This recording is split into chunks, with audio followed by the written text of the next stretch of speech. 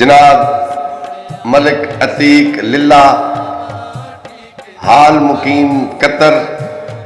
उन्हां दी नज़र बफरमैश ज़ीशान अली बलोच पिंड दादन खान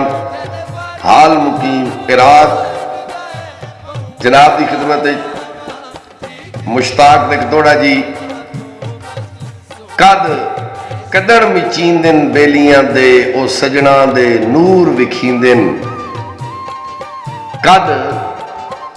कदर मिचींदन बेलियां दे ओ सजना दे नूर विखींदन